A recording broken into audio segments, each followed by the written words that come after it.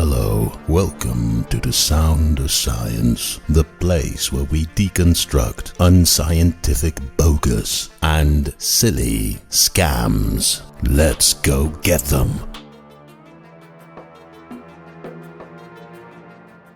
Please note that as of now, you can support the channel by becoming a member using the Join button under the video. Members can get access to special members-only badges, emojis, posts, polls, short videos and long-format videos. Thanks in advance. Now, let's play the video.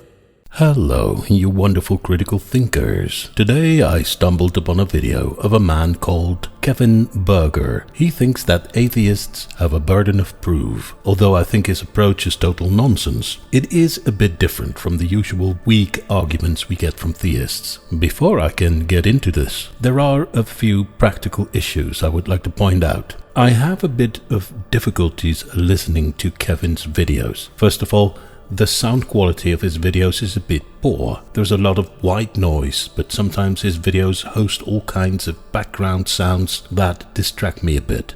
And the way he makes his point comes across as rather mechanical.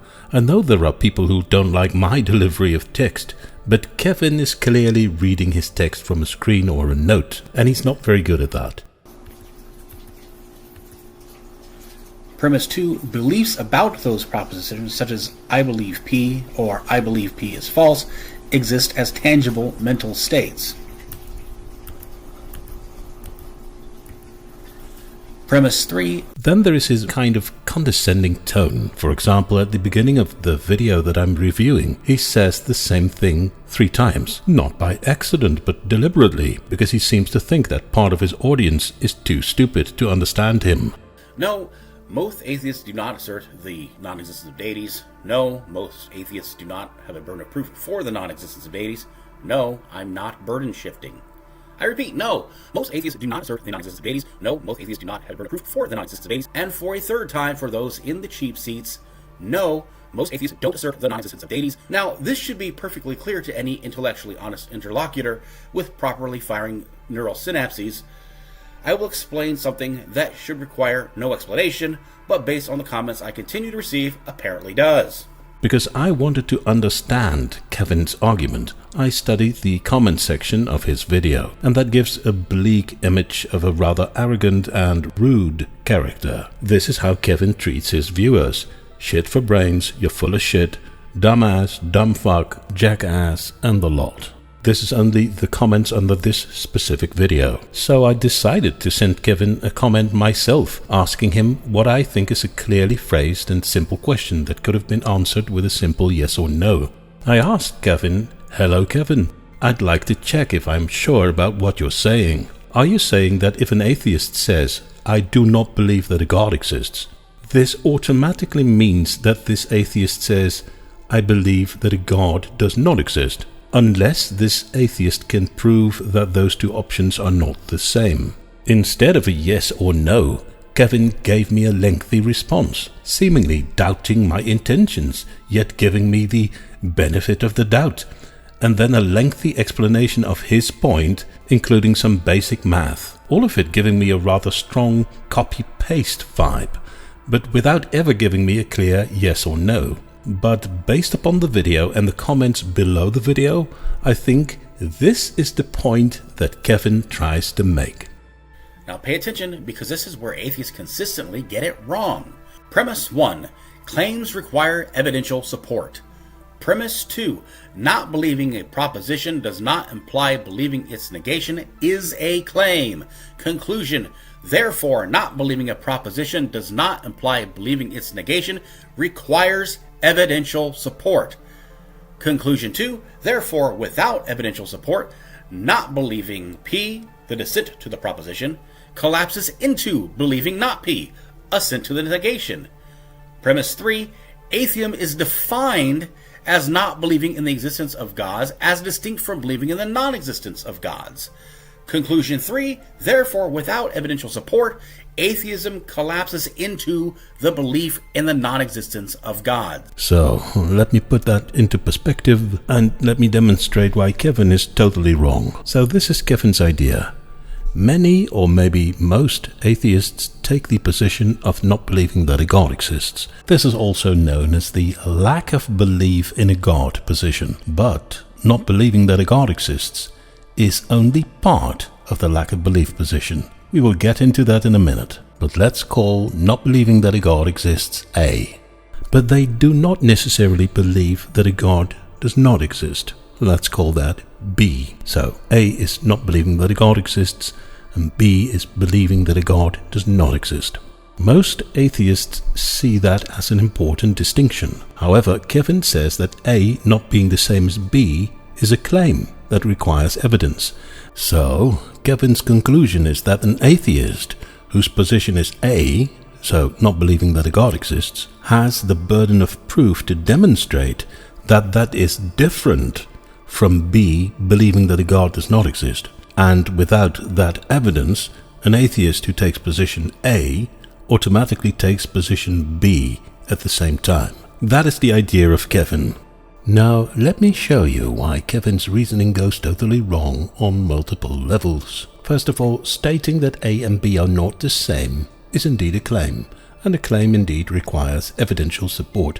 The problem for Kevin is that the opposite, so stating that A and B are the same, which apparently is what Kevin wants, is also a claim, and that claim also requires evidence. And according to Kevin's own line of reasoning, without evidence that A and B are the same, A and B can automatically be regarded as not the same. So that means that without evidence from either side, A and B can automatically be regarded as the same and as not the same at the same time. This immediately highlights the non sequitur that Kevin has been trying to feed us. Of course, it doesn't follow that not believing P will automatically collapse into believing not P without evidence. That is just a new claim made by Kevin that requires its own evidential support.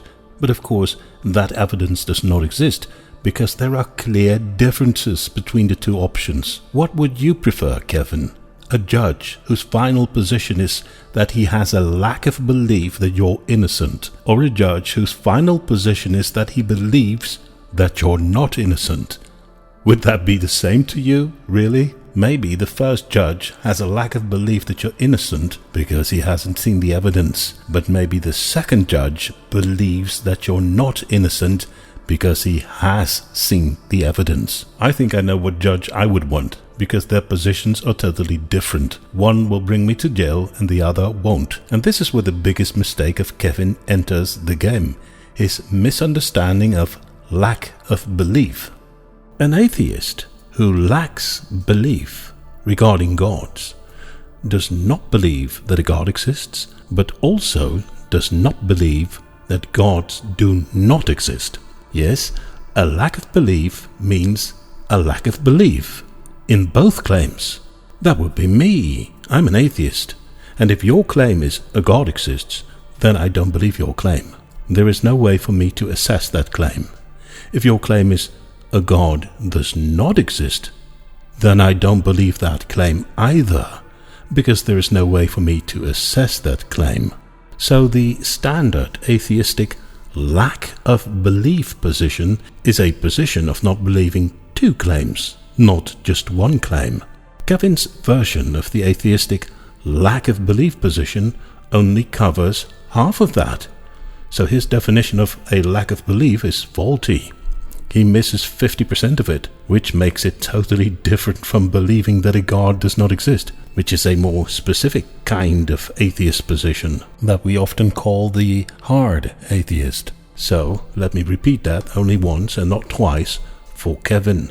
Someone who believes that a God does not exist is an atheist who takes a belief position. However, the standard atheistic lack of belief position is exactly what it says it is. It is the lack of belief regarding gods. That is my atheistic position and the atheistic position of many others. We do not believe the claim that a God exists, and we do not believe the claim that a God does not exist. I don't believe both claims, because gods are defined so horrendously vague that there is no way for me to assess any of them. So, the atheistic lack of belief position is completely different from the I believe a God does not exist position, because that is an atheist who does take a belief position. So, atheists can sleep again. There is no burden of proof for atheists to demonstrate that lack of belief and believing that a God does not exist are different. They are different. They are totally different positions, which are demonstrated in great detail. And of course, not believing that a God exists does not automatically collapse into believing that a God does not exist. That's just a claim made by Kevin that eventually leads to both P and not P being true at the same time. Therefore, Kevin's position is untenable. Thanks for watching.